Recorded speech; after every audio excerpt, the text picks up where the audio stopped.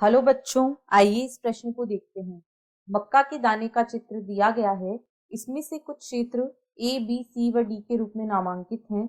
नीचे दिए गए संकेतों 1, 2, 3 व 4 से उनका मिलान करें और सही विकल्प का चयन करें।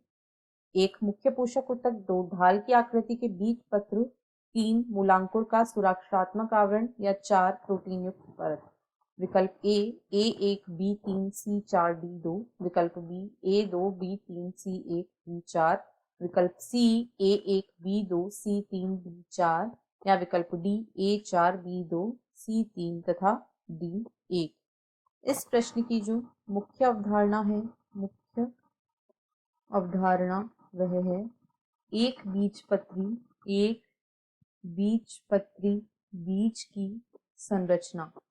एक बीजपत्री बीज की संरचना। ऐसे बीज जिनमें एक बीजपत्र पाया जाता है उन्हें एक बीजपत्री बीज कहते हैं।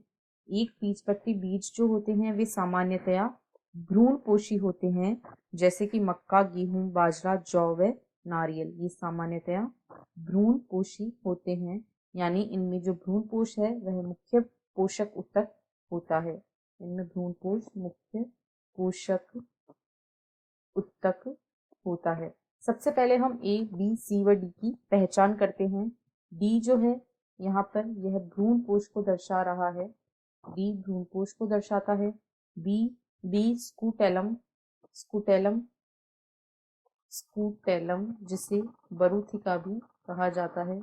स्कूटेलम जिसे बरूथिका भी कहा जाता है उसे दर्शा रहा है।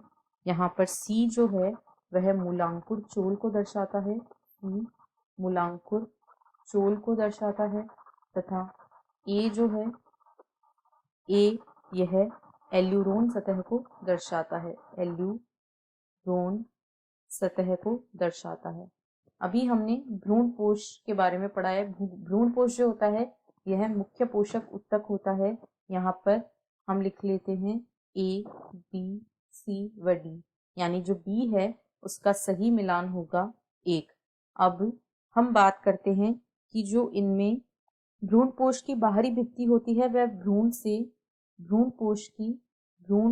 की बाहरी भित्ति